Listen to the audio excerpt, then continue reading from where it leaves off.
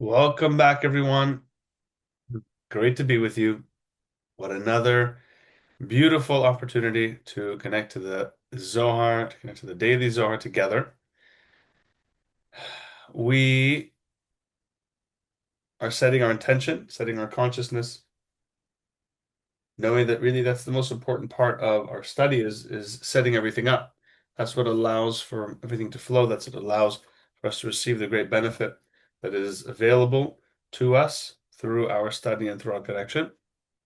So, uh, we're meditating that through this time we have together and the effort that we're making, the consistency that we have, and the desire that we have, plugging into the tree of life consciousness, we're awakening a connection to the power of our soul, especially leading us up to um, Pesach, every day, more and more cleansing and purification, every day, letting go of another degree of our ego, every day, revealing another level of our limitless self. And today being the eighth day of Nisan is the day of Scorpio, so we can control the entire month of Scorpio, cleanse all the limiting aspects of Scorpio, and embrace all the miraculous, divine aspects of the Scorpio. Um, we want to awaken deep appreciation for this great merit that we have to have access to this light, to have access to the Zohar. We don't even realize, but the the day that we learned about the Zohar, the day that we gained access to the Zohar, is one of the most important days of our lives. It's because from that moment, your life was not the same. From that moment, you've gained access to a tool, to a revelation that that changes everything. And I don't know if you remember the day you found out about the Zohar, but that day is a holy day for you. Because this is where everything changed. So let's awaken deep appreciation for the merit that we have to even know about the Zohar, to get to study the Zohar, to have a desire to study the Zohar. When we have desire for good things, it's only because the Creator put that desire within us. So we want to thank the Creator for that desire. And for sure, if you're on every day, it means that you have even more desire because you're on consistently and there's greater effort involved. So it's really a blessing. It's a blessing that we live in such a powerful time that we get access to it and that the Creator continues to choose us.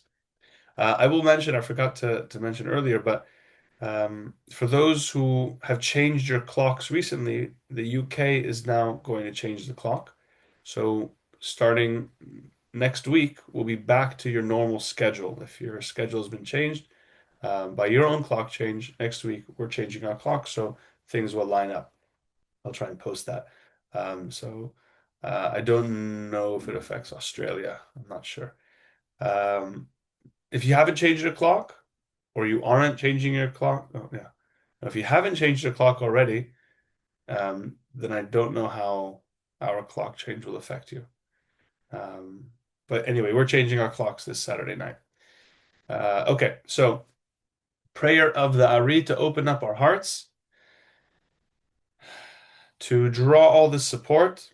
The Rabbi Chaim Vital in the writings of the Ari explain that the Ari would have a few prayers that he would say before his study, and this was the prayer, if I'm not mistaken, that he would study before the deeper text of Kabbalah, and he would have other things, other prayers that he would do before other types of study like halacha and different things.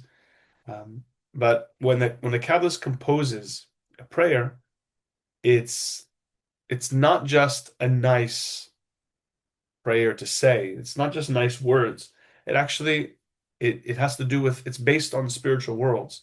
And as we're reciting this, that's why we always say it in the original Hebrew, even though yes, it's good to read and to know the translation, but I always read it in Hebrew because the words are precise. The Ari's words, they unlock all the supernal gates for us. They unlock, as we've been saying, it opens up the power of my own soul to shine upon me. Like we said, that that the Torah, that the soul will teach us. Right? Nishmat adam telandenu. That our soul is going to teach us. So as we're saying this prayer, we're meditating that you're not studying for me. You're not studying from a book. It is Rav Shimon teaching you. It is the Creator teaching you. It is your own soul teaching you. ריבון העולמים ואדוני האדונים, אף רחמים וסליחות, מודים אנחנו לפניך, אדוני אלוהינו ולאהובתנו, וכדאי ושתחווה שהקרבתנו לתורתך ולעבודתך, עבודת הקודש, ונתת לנו חלק בסודות תורתך הקדושה. ואנו בחיים אשר עשיתם על החסד הגדול כזה, כן אנחנו מעבדים תחתינו לפניך, שתמחו ותסלח לכל חטאותינו ועוונותינו, ואל יהיו עוונותינו מבדילים בעינינו ולפניך. וכן יהיה זוכרנך אדוני עלינו ולאבותינו, שתכונן את לבבינו ליראתך ולאהבתך, ותקשיב אוזנך לדברי אלה, ותפתח לבבינו הערה בסודות תורתך. ויהיה למדינו זה נחת רוח לפני כיסך ותחכך ניחוח. ותציל עלינו עומק כל נשמתנו וכל בחינתנו ושהית נוצצוי ניסוצות עבדיך הקדושים, שהייתם גידית את דבריך לעולם. וזכותם וזכותם וזכותם ותקנם ושתם, יעמוד לנו לא נגשל ויתמעמד ובזכותם תהרננו, ומה שאנו יודעים כמאמן אם זה מאוד ישראל גם לנבא בידי נפלא מתורתך. כי אדוני ייתן חוכמה מפי דעת ותבונה. יהי רצון עם נפי והגדים לפניך אדוני צור וגואלי. Paragraph 170, oops, aren't we 178? So we're now going back into the discussion of Yehuda and his children, his sons, who go through the process of Yibum to the Levirate marriage to help reincarnate the soul of the brother who died without kids. But here the Zohar is explaining this whole concept is all about the tikkun of the soul. If a person doesn't finish what they have to do in this world, they have to come back and they have another chance to do it again. Part of what a person needs to do in this world is to leave a lasting mark in this world, to reveal the limitless side of themselves, which is through children, or as we said, through the tzaddikim, through their positive actions, the light they reveal. So the Zohar continues. So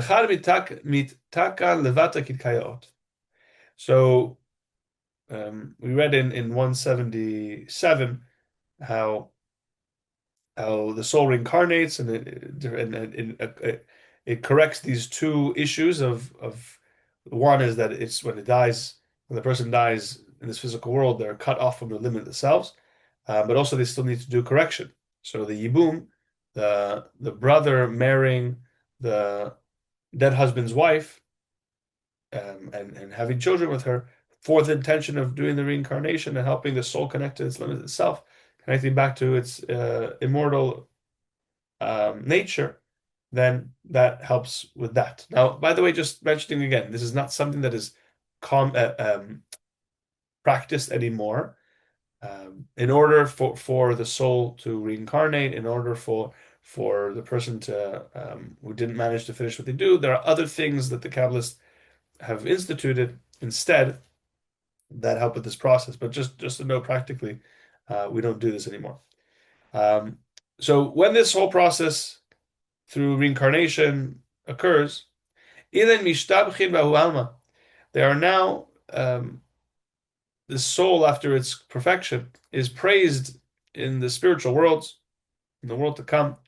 Because the Creator desires that person. And therefore it says, and when it says the Creator desires the person, it means that the person is now in a state of affinity with the light. Therefore it says, King Solomon writes in Ecclesiastes, I praise the dead who have already died. That's more of a maybe direct translation. I praise the dead who have already died. Daika. It's exactly that. Because it says, Mina chayim asher hem chayim adena, that they are more fortunate than those who are still living. What does that mean? My adena. It means adena means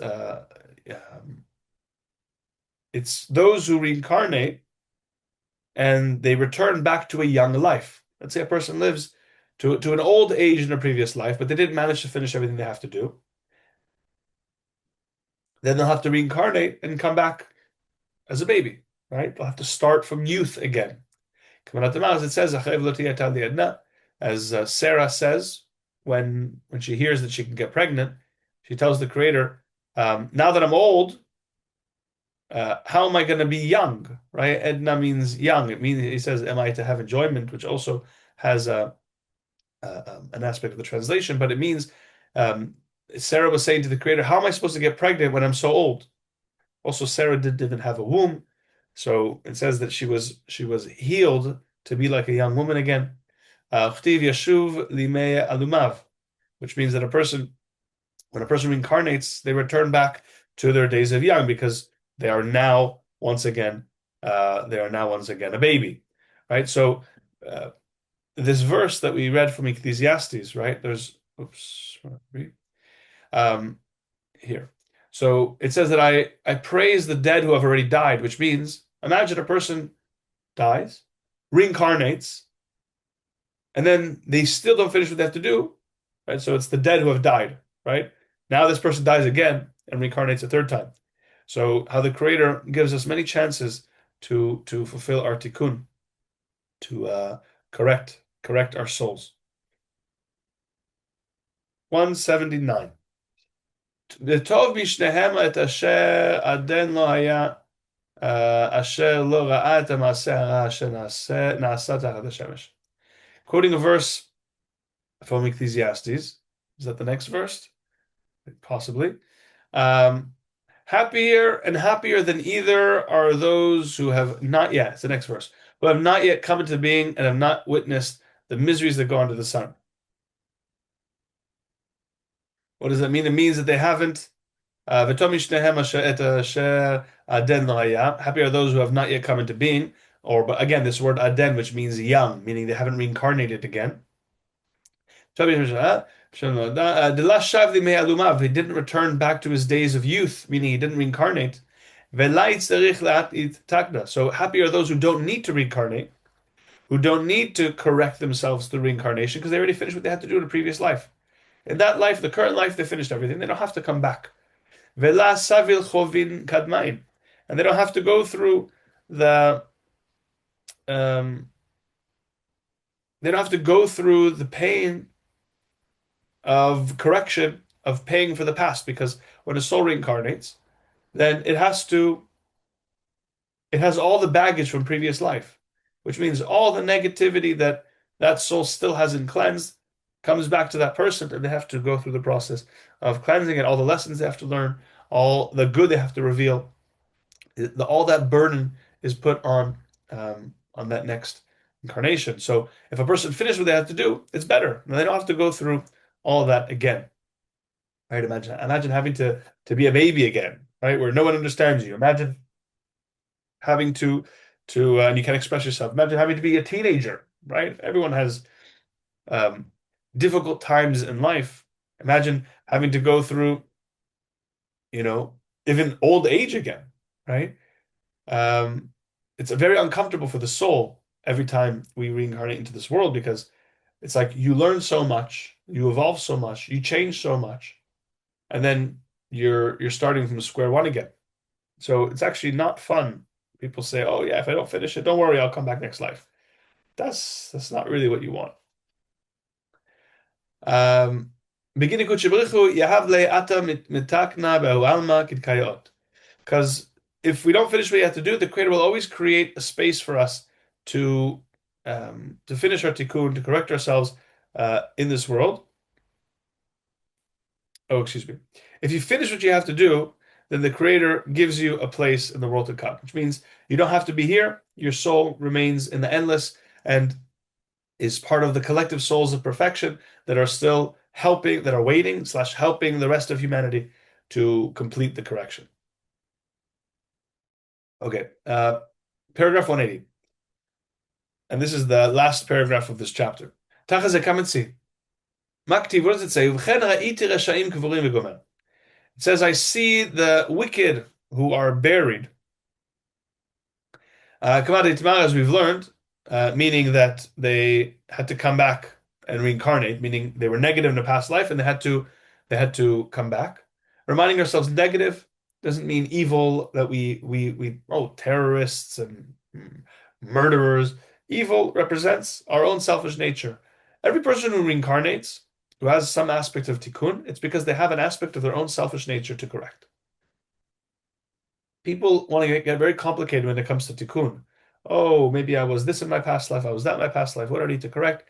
You just need to find where you are limited, where you are selfish, where you have ego, where you are short-sighted, where you don't believe in yourself, where you are judgmental. Wherever your ego gets the best of you, that's where your tikkun is. By correcting that, then naturally your limitless self will shine and you reveal your light in this world. Easier said than done, of course, but it's our life shows us wherever the blockages are, it shows us with the resistance where our tikkun is, what triggers me, the pain points, all the pain points in my life are really the creator highlighting where it is that I need to change, why I came to this world. So, as it says, begin to avid tivu, alma. Why does the creator do this whole concept of reincarnation? Why is this whole system set up this way? Because the creator is constantly uh, doing good to all of us, kindness, compassion, and doesn't want the world to be destroyed because our own selfish nature destroys this world. And if humanity doesn't do its correction, then it obviously doesn't work.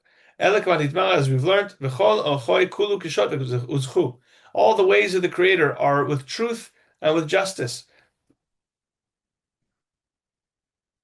So even the negative people, or any of us who reincarnate with negativity still within us, that is all aspects of truth and mercy that we're able to come back.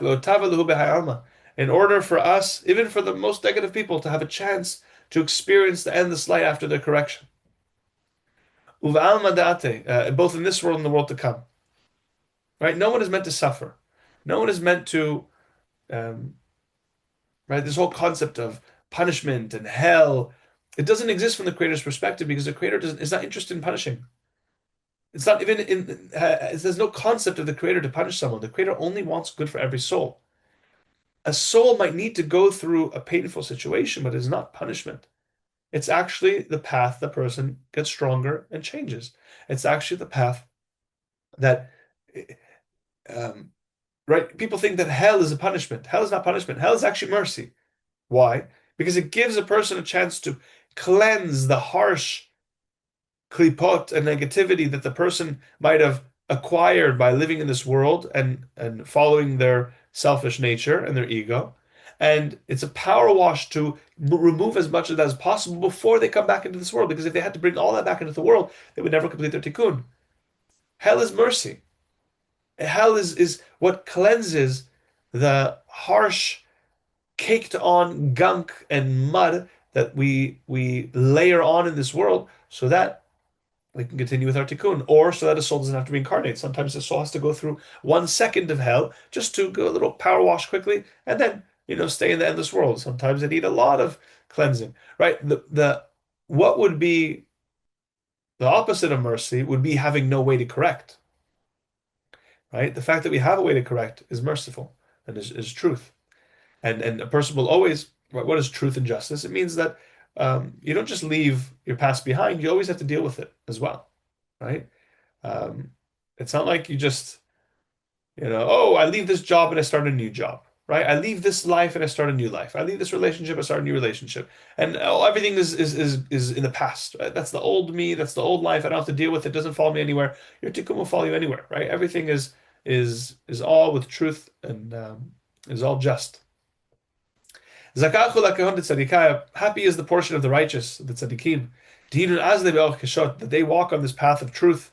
I like even for them it says about them, it says tzaddikim yishu aretz, that the righteous will inherit the land, which means they inherit the endless blessings through their spiritual work and through the transformation, through the light they reveal. All right, here we go, chapter 17. So I was now going to go into details, a little more detail of what happened to the two brothers, Judah's two sons, that they died. Why did the first one die? Why did the second one die? Um, so the chapter is, and the thing which he did displeased Hashem, that God was not happy with how he behaved. So God killed him. Now, what does that mean, right? The Creator doesn't go around killing people who Creator actually doesn't kill anyone. We'll learn what happened. Um, so now, just a heads up, the stuff we're going to speak about a little PG-13. Okay, it's probably not what most of us want to talk about or want to hear about, but it's what the Zohar is talking about, and it's what we're going to discuss. So we'll keep it as you know um, PG as possible, but we're going to talk about some uncomfortable things. So here we go. Vayera b'nei Hashem asher asa vayamin gamato. So let's just recap. Judah had three sons. His oldest son got married. Um, God wasn't happy with him, as we mentioned why, but we'll talk more about why. So it says that the Creator killed him. Then Yehuda tells his second born, "It's time for you to marry your brother's wife because um, she never had a son for your brother. Your brother never had children. So you marry your brother's wife, and then you'll bring down the soul, reincarnate your brother's soul who needs correction, and through his wife, she'll his soul will be corrected." But then it says that God was also unhappy with him, and he died as well. Paragraph 181. Vayera b'nei Hashem asher asa vayam kabato. Rabbi Chia patach. Rabbi Chia opened the verse and said, "Baboker zera et zarecha, v'la'erev al tanach yadecha v'gomer." Ecclesiastes chapter 11, verse 6. Sow your seed in the morning, and don't hold back your hand in the evening. Tachaze, come and see. Kama itchaze le'levanash lizdahara mechovoy ulizdahara be'ovadoy kamei kutshabrichu. Come and see how important it is for us to watch, to be mindful, to be watchful of the negative actions that we do in this world, and to be careful how we behave in this world. How important it is to watch how we act, and that it's in alignment with the Creator. Kamei kutshabrichu, before the Creator. Right? The word that's used is sin. We explained many times, what is sin? Sin is not, going against God's will. It means going against creation. Sin is where I take endless light and I put it in klipot. Right? That's why the word avera, which means another word for sin, is where I take the light of my soul and I am ma'avir, I am transferring it to the negative side. Limitless light that's supposed to bring more light in this world is then given to the klipot that actually causes darkness. So it's not that I'm going against God's will, I'm going against creation, I'm going against my own soul. Why are we supposed to be so watchful? Why should we be so careful? Because what we do matters. There are spiritual forces, messengers, and different angels that are responsible for keeping law and order in this world, for keeping the rules of cause and effect applicable.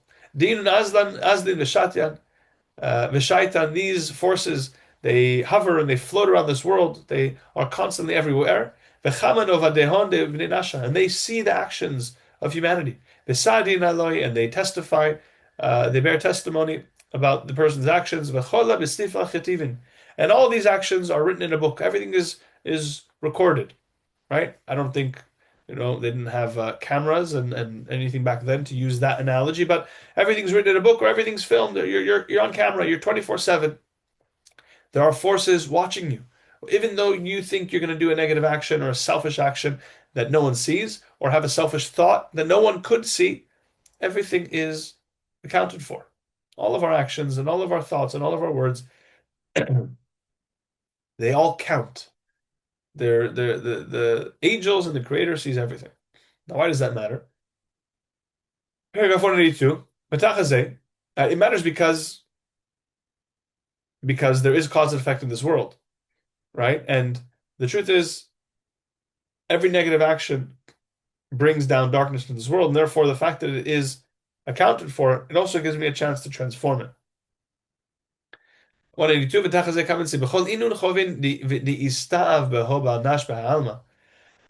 All the negative actions that a person can do in this world, the one thing that causes the most negativity for a person in this world, what causes the most darkness in this world, both in this world of Amadate and in the world to come, meaning both physically and spiritually, what causes the person the most uh, damage. Man de oshid zarei berekanya, one who wastes their seed in vain. Ve'apik zar magana, and they bring their seed. Um,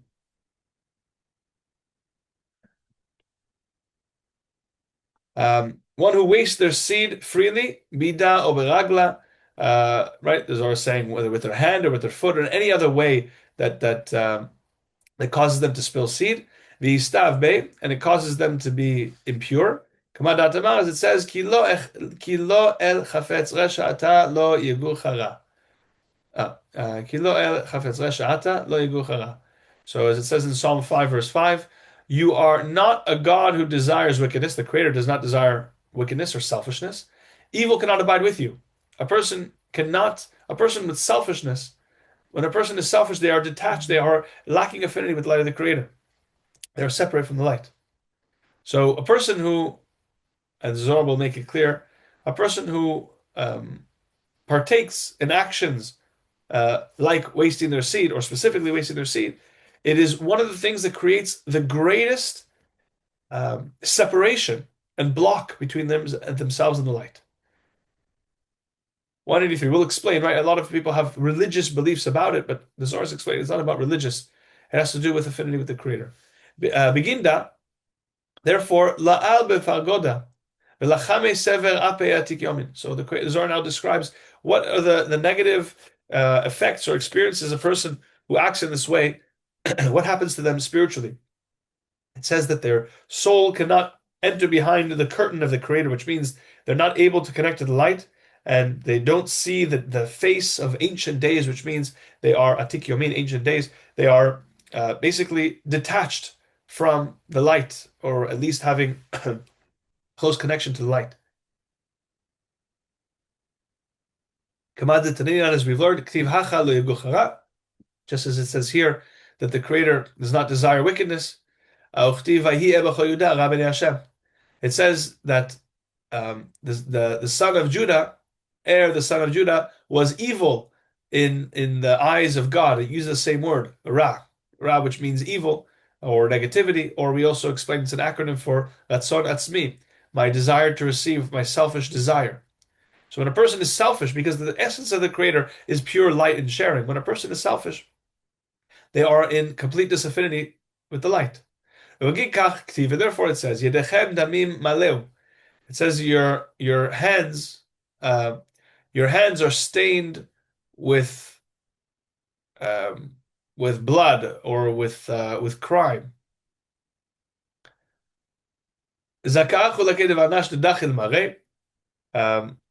Right, because when a person, I'm missing commentary. Sorry.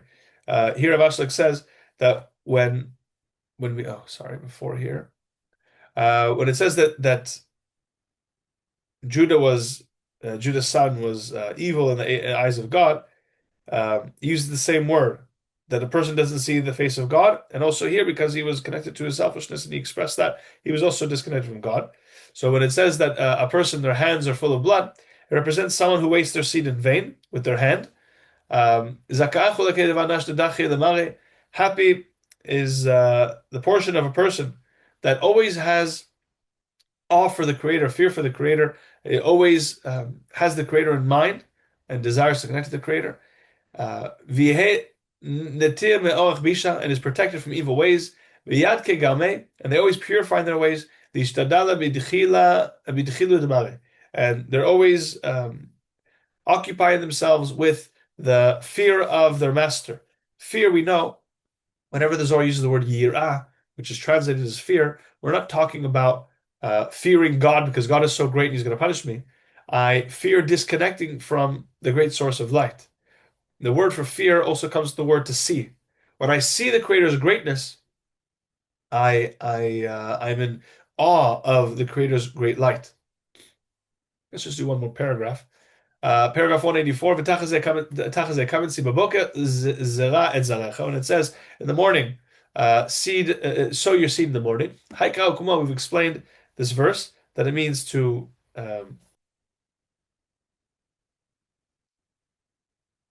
We've explained this verse. Uh, Baboke, what does it mean in the morning? Dahu bezimna deval nashit kayim echele. It means in the morning, which means when a person is standing in their strength, in their youth. Ve'eu lemo, they still have their youth. Kedei nishtad lo lada benin. In that time, they should strive to have children. Ve'itata dechazia le, and the woman that is appropriate for him, with the purpose that with the woman that is appropriate for him. Dichtiv b'boker zarad zalecha, as it says in the morning, sow your seed. Right when you still can have children. And then the verse continues. Let's just do. Sorry, I said one more, but let's do one more. 185. Dahakidin zimna, because that is the time to have children when a person is younger. Kabbalah it says kechitzim b'yad gibor ken b'nei haneorim. Like arrows in the hands of a warrior are sons born to a man in his youth. Because then you're able to teach your children the ways of the Creator. And those children who you educate to be on the path of the Creator, those children will be your great reward in the world to come. Right? The greatest thing a person can do for their own souls is actually help raise other great souls. Because that's how it's like an investment that lives on forever, right? Because if you raise your children to be spiritual, if you raise your children to be connected to the Creator, then through them your soul will always be connected to the Creator, and because their children will also be connected, and their children will also be connected, and their children will also be connected, which means that light continues to shine for you forever. Dichtiv, as it says, "Ashrei hagever Hashem yilet ashpato mehem lo yivoshu ki yidabru et oivim bashar." As it says in the next verse, happy is the man who fills his quiver with them, right? With these children, the young children of his youth. They shall not be put to shame when they contend with the enemy in the gate, which means after they leave this world. What is lo yevoshu? They should not be put to shame. Lo yevoshu ba'alma. They will not be shamed in the world to come. At the time where it comes time to judge every soul as leave this world, there's nothing, there's no greater benefit, there is no better reward in the world, in the spiritual worlds. Like a person who educates their children to have awe for the Creator on the path of the Creator. In the portion of Chayei Sarah, the Zohar speaks about why do we have all of our blessings? Why do we have wealth? Why do we have beauty? Why do we have children? And the Zohar says that all of that is to help bring light to the world. Any blessing we have, and again, children does not just mean your physical children, but what is the lasting impact? How are you going to help bring this world closer to the light? Any person who you teach, the Zohar says, is like your child. If you teach someone anything, if you bring a person to the light, if you help a person connect to the Creator, to some sense, they are like your children. They are like your students, and therefore they are like your children. And they forever, any light they reveal is a credit to your soul. So it doesn't just mean your physical children, but it's anyone who you help connect to the light. They become like your children. We're going to stop here, and I'm sorry we didn't get as far as we'd like, but we're going to continue tomorrow explaining about Abraham and his children and continue this discussion. Thank you, everyone. Lots of love, and have an amazing day. Bye, guys.